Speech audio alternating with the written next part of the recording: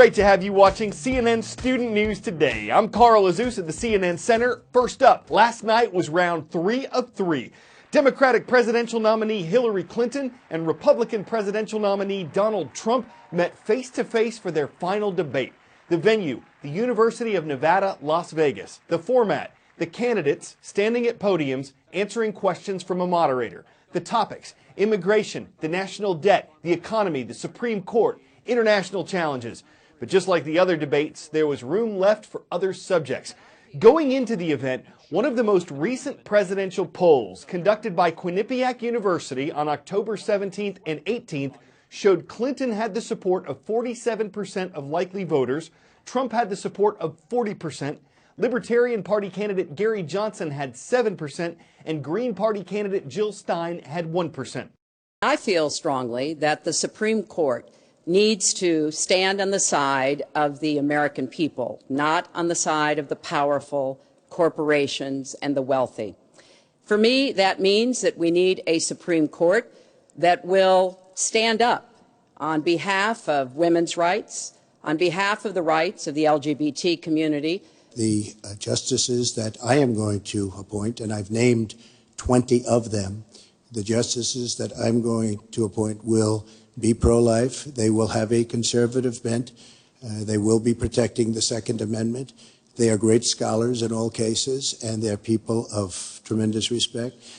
They will interpret the Constitution the way the founders wanted it interpreted.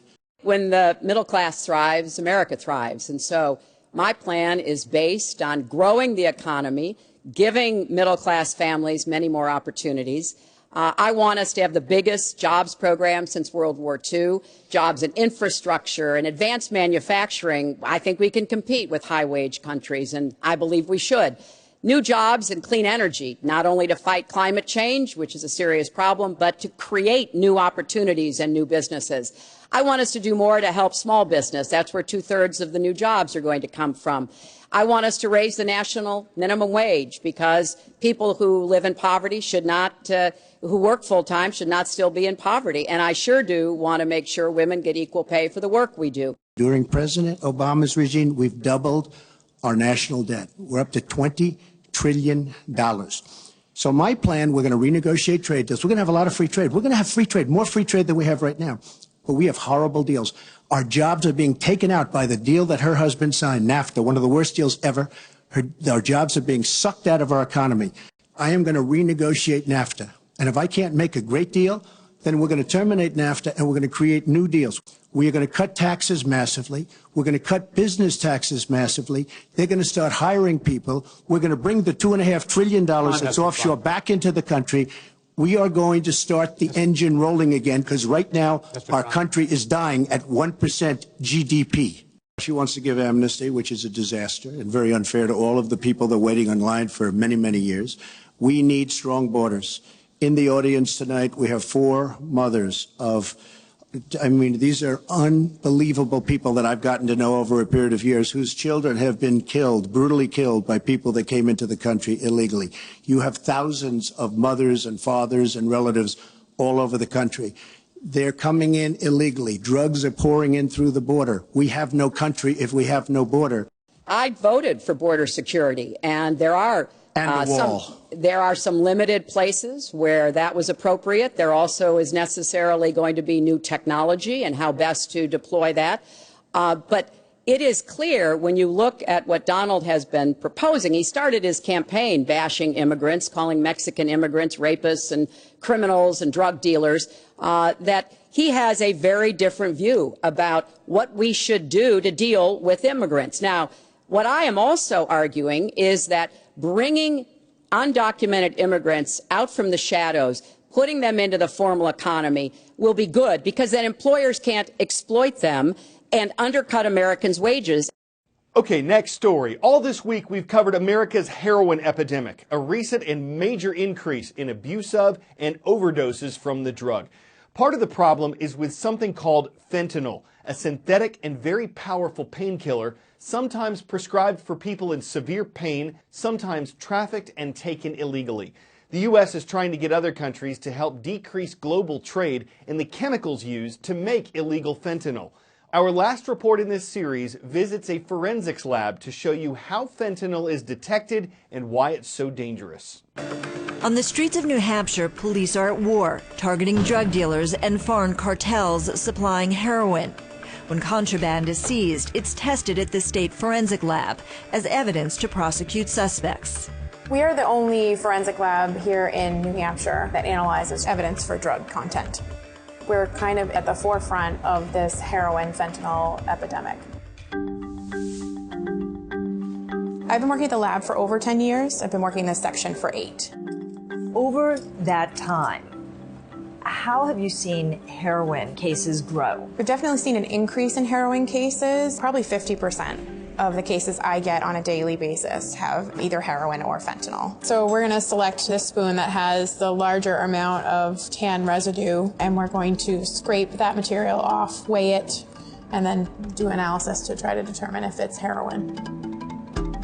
We typically see what we call corner bags or tied baggies. It's like the corner. The twists. Yeah, and then the other half sort of what we see are what we call fingers. They're wax paper bags that have been filled with powder and then compressed. The rise of heroin is based on supply and demand. To promote business, traffickers are creating a more powerful high. They're mixing heroin with an illegal and much more lethal version of the painkiller fentanyl. Fentanyl is a synthetic opioid. It's 50 to 100 times more potent than heroin. This amount would kill you if you took heroin. That's right. And this, you can barely even see it, but this scant amount, this would be a fatal dose of fentanyl. If we're talking 2 pure samples, yes. When I started in this section 8 years ago, our backlog was somewhere under 1,000 cases. We now have over 3,400 cases backlogged, so we're taking in more than we can actually do in the course of a month. When did you see a shift from pills to actual heroin and then even to fentanyl? Somewhere around 2010, there was a change in the way pharmaceutical opioids were allowed to be prescribed. As people could not get the oxycodone-containing tablets that they were used to, they sort of shifted over to use heroin. And then we saw an increase in fentanyl cases. Fentanyl is easy, quick, and less expensive to manufacture. A basic chemist could do it. With fentanyl, even if you touch it, if it gets in your skin, it can be fatal? Yes. Are you ever worried? I'm always worried. I'm always cautious. If you're a user, could you easily take fentanyl thinking it was heroin? Absolutely. The powders are so similar in consistency and color that with the naked eye, you can't tell them apart. This pattern that I'm seeing is very weakly positive for a fentanyl class compound. Do you know people who've been directly affected by heroin? I do. I think everyone does.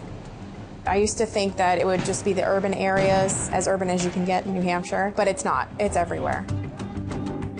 By doing what you're doing, do you feel you're trying to push back that flow of drugs on some levels? Absolutely. I mean, that's why we work in public service. We get, that satisfaction of helping to sort of stem the tide, hopefully push back a little bit and help our communities in that way. Want to thank the thousands of you who've already signed up for our new daily email. It's totally free, it gives you a heads up on what we're covering, and it replaces our previous service that many of you signed up for years ago. Only way to get the new email is to go to cnnstudentnews.com, scroll down and click the banner that says sign up for the daily email. Well, it's a heated election. There are smear campaigns going on, howling protests, money's at stake, and no one knows who will become president of the Alaska Zoo. 3 animals are on the ballot. The incumbent, Apun the polar bear, the challengers, George the magpie, and Tenali the wolf. The polls show that a leadership change is likely, but whoever wins, the money raised from the race goes right back to the animals. So will the wolf become leader of the pack, or is this race for the birds? They'll have to stay anchoraged on message when they're Alaska the tough questions. They can't fleece the voters or leave the nest unprotected. One thing's for sure, the outcome's going to be wild, y'all. For CNN Student News, I'm Carl Azuz.